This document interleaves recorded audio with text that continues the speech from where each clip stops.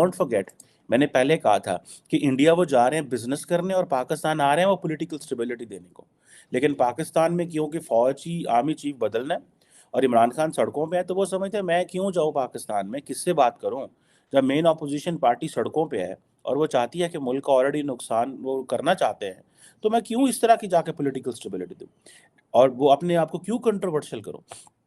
और सुनने में आया कि उन्होंने इमरान खान साहब को भी शायद कहा होगा कि आप जो है वो कॉल ऑफ कर दें अपना धरना। उन्होंने कहा मैं क्यों कॉल ऑफ करूं। फिर जब यही वज़ीर आज़म जब कभी इमरान खान दोबारा बनेगा, जो कि मेरा ख्याल है नहीं बनेगा, लेकिन जब ये दोबारा सऊदी अरब जाएगा तो इसी क्राउन प्रिंस को याद होगा कि मैं पाकिस्तान आने लगा था तो इस बंदे ने अपना मेरे लिए अपना धरना कॉल ऑफ नहीं किया था और उसकी डिमांड्स भी कोई बहुत बड़ी नहीं थी। सो ये वो पाकिस्तान की कॉन्टीन्यूसली जिसे आप कहते हैं ना जग अंसाई हमारी दुनिया में होती है। और ये जग अंसाई जो है वो इसलिए होती है बिकॉज कि हमारा पॉलिटिकल टेम्परेचर नीचे नहीं आ रहा। ये जग अंसाई हमारी इसलिए हो रही है क्योंकि हम टेबल पे बैठ के अपने मसले डिस्कस नहीं करना चाह रहे। ये हमारी जग अंसाई इसलिए होती है कि सियासतदान एक टेबल पे नहीं बैठते, इनको या तो फौजी बिठाते रहे माजी के अंदर इन या अदालतों की वजह से, या बहुत कभी कोई रेयर अपॉर्चुनिटी होगी कि सारे सियासतदान एक टेबल पे बैठें और अपने मसाइल हल करें और बार बार ये इस्टेब्लिशमेंट फौज की तरफ देखते हैं कि हमें पावर में लाया जाए या ये जुडिशरी से कितना जा रहा है। कि जो सबसे बड़ी वजह पोस्टपोनमेंट की है वो ये है कि जो सऊदी अरेबिया उसके जो मेन जो पार्टनर है पाकिस्तान में वो तो पाकिस्तान फौज है और पाकिस्तान फौज में ट्रांजिशन आ रही है। So this is not the right time to come to Pakistan. ये है this is being considered a central region. अब अगर 21 या 22 नवंबर को मोहम्मद बिन सलमान साहब ने पाकिस्तान आना था, अब 29 नवंबर को 29 को पाकिस्तान में आर्मी चीफ जो है वो चेंज हो रहा है। सो ये एक सवाल इमर्ज करता है कि पाकिस्तान में डेमोक्रेट्स की क्या वैल्यू है, पाकिस्तान में सियासी हुकूमतों की क्या वैल्यू है अगर यही चीज़ देख के मोहम्मद बिन सलमान पाकिस्तान नहीं आ रहे। उधर आप देखें कि भारत ने क्या किया कि भारत ने जिक्र ही नहीं किया कि वो आ रहे हैं कि नहीं आ रहे। और मैंने जैसे पहले कहा था कि मोहम्मद बिन सलमान का जो विजिट है that is for the political stability. अब देखिए ना, एक तरफ तकरीबन सुनने में आ रहा है को $13 बिलियन का पैकेज लेके आ रहे थे, ठीक है जनाब। अब $13 बिलियन का पैकेज है, डिफरेंट उसकी शक्लें हैं, कोई एक वो उस सेंस में नहीं आ रहा, लेकिन वो $13 बिलियन फॉर अ मोमेंट तो गए आपके क्योंकि एक तरफ तो ये चीज़ है, दूसरी तरफ चीज़ ये है अब जैसे आप ये कह लें कि पाकिस्तान के अंदर फॉरेन एक्सचेंज रिजर्व है नहीं है, बाहर से हमें पैसा चाहिए। इंटरनली इमरान खान सड़कों पे आ रहे हैं।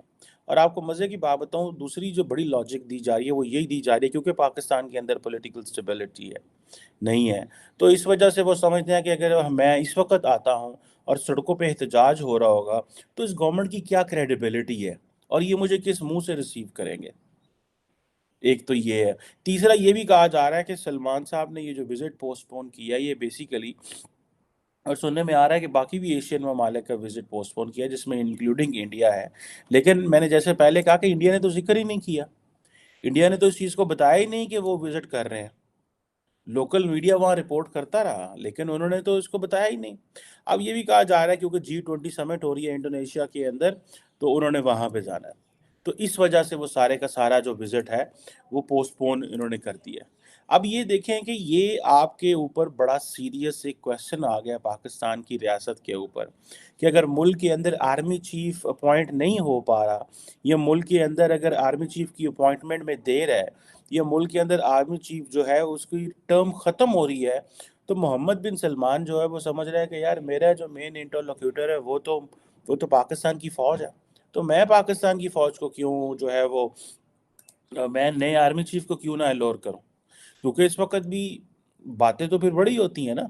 रहील शरीफ साहब अभी भी जो इस्लामिक मिलिट्री अलायंस बना था उसकी सरबराही के लिए सऊदी अरब बैठे हुए हैं। वो क्या कर रहे हैं, किस तरह काम कर रहे हैं, कितना काम कर रहे हैं, किसी को कुछ पता नहीं है क्योंकि सऊदी जिसमें पैसा डालते हैं उन्होंने ही उनको एज अपना मुलाजम रखा हुआ है।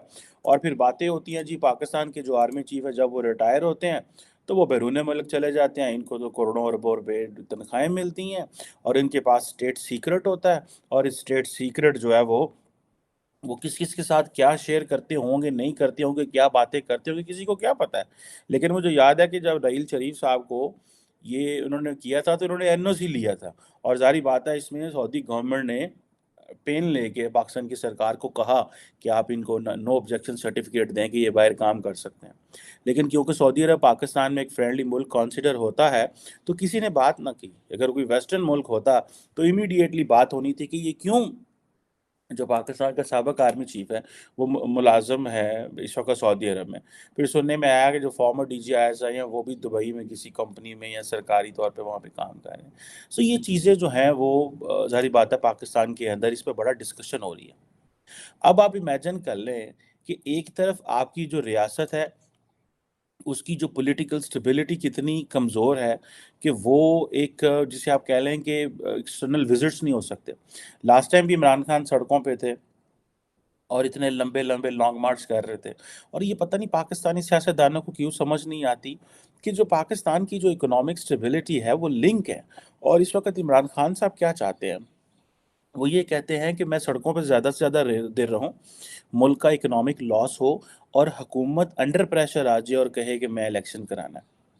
सो एट द इस वक्त ये समझा जाए कि जो लॉस है वो रियासत स्टेट का होगा। सो स्टेट का जब लॉस हो रहा होगा तो हुकूमत जो है वो कहेगी कि भाई हमें तो इमरान खान साहब को अकोमोडेट करना चाहिए। तो इस बेस के ऊपर जो है वो इलेक्शन जो है वो जल्दी कॉल किए जाए। अब ये इमेजिन करें कि आप एक तरफ जो सऊदी पैसा, चाइनीज़, ये वो, एक तरफ वहाँ पाकिस्तान में पैसे लाने को तैयार नहीं है।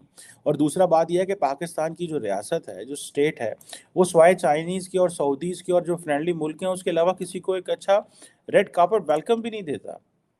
बहुत सारे मुझे लोगों से मिलने का इत्तेफाक होता है जो बेसिकली समझते हैं कि पाकिस्तान के अंदर वो इन्वेस्टमेंट करना चाहते हैं या उनकी कंपनीज इन्वेस्टमेंट करना चाहती। बहुत सारे ममालिक ऐसे हैं, लेकिन वो कहते हैं कि पाकिस्तान में किस तरह का फ्रेंडली इन्वायरमेंट नहीं है।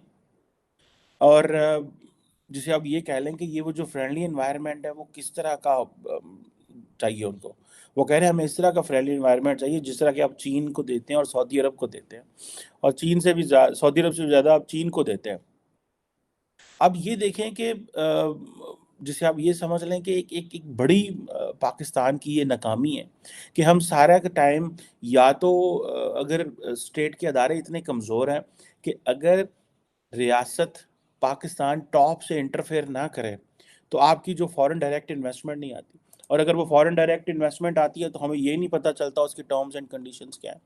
सो ये वो मामलात हैं जिसकी वजह से पाकिस्तान जो है कि ये जो जिसे आप कह लें कि ये हमें हमें हमें हर रोज़ फेस करना पड़ता है, लेकिन हम अपने अदारे नहीं बना सके। अब साथ भारत देखें, रोज़ाना फॉरेन डायरेक्ट इन्वेस्टमेंट आ रही है, यूनिकॉर्न्स आ रही हैं, पता नहीं क्या-क्या आ रहा है। इस तरह का माहौल बनाया एंड वहाँ पर ज़ाहिर बात है भारत इतना बड़ा है कि वहाँ पे जो स्टेट्स की जो होते हैं चीफ मिनिस्टर्स होते हैं, दे जेलसली गार्ड। वो चाहते हैं कि यहाँ पे इन्वेस्टमेंट लेके आए। मोदी खींच-खींच के इन्वेस्टमेंट गुजरात लेके जा रहा है, बिहार वाला कहीं और लेके जा रहा है, यूपी वाला कहीं और लेके जा रहा है, कहीं और उत्तराखंड वाला कहीं और लेके जा रहा है, साउथ वाले हैदराबाद, इधर-उधर हर जो स्टेट है वो अपने हिसाब से जो है वो चीज़ें लेके जा रही। अब इमेजिन कर लें, और फिर हमें ये भी बताया जाता है जी मोहम्मद बिन सलमान इसलिए नहीं आ रहे क्योंकि उनका साउथ कोरिया का विज़िट था, ये था, वो था, और ये दोबारा होगा, विज़िट करेगा। लेकिन डोंट फॉरगेट, मैंने पहले कहा था कि इंडिया वो जा रहे हैं बिज़नेस करने और पाकिस्तान आ रहे हैं वो पॉलिटिकल स्टेबिलिटी देने को। लेकिन पाकिस्तान में क्योंकि फ़ौजी आर्मी चीफ बदलना है और इमरान खान सड़कों पे है, तो वो समझते हैं मैं क्यों जाऊँ पाकिस्तान में, किससे बात करूँ?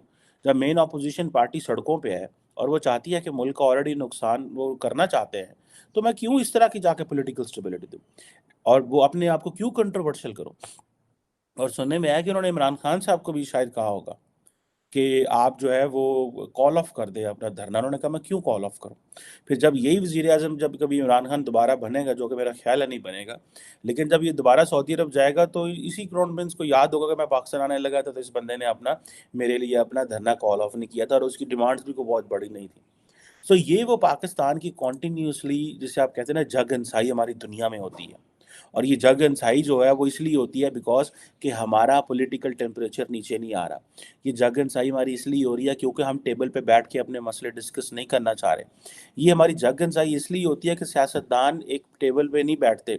इनको या तो फ़ौजी बिठाते रहे हैं माज़ी के अंदर, इन या अदालतों की वजह से, या बहुत कभी कोई रेयर अपॉर्चुनिटी होगी कि सारे सियासतदान एक टेबल पे बैठे और अपने मसाइल हल।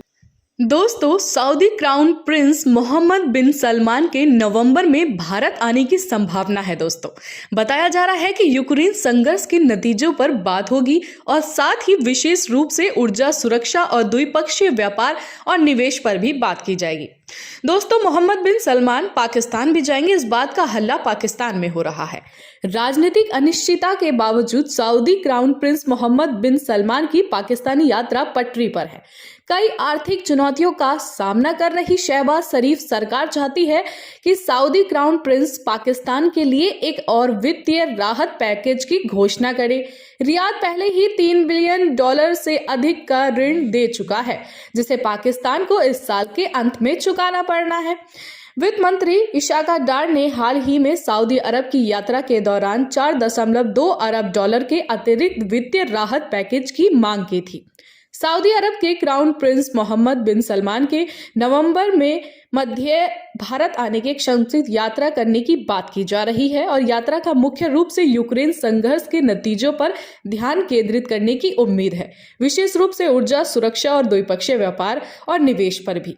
यात्रा के संबंध में दोनों देशों की ओर से कोई आधिकारिक पुष्टि तो नहीं हुई है और इस मामले में परिचित लोगों ने कहना है कि क्राउन प्रिंस, जिन्हें पिछले महीने राज्य के प्रधानमंत्री नामित किया गया था, 15 नवंबर से इंडोनेशिया में G20 शिखर सम्मेलन के लिए नई दिल्ली की यात्रा करने की संभावना है। लोगों ने कहा है कि अगर यह दौरा आगे बढ़ा तो एक दिन से भी कम समय तक चलेगा और प्रिंस मोहम्मद प्रधानमंत्री नरेंद्र मोदी, विदेश मंत्री एस जयशंकर और राष्ट्रीय सुरक्षा सलाहकार अजीत डोभाल के साथ बातचीत करने की उम्मीद करेंगे। तो दोस्तों, इस रिपोर्ट में फिलहाल इतना ही। आप हमारे साथ देखते रहिए इंडिया वेब न्यूज़।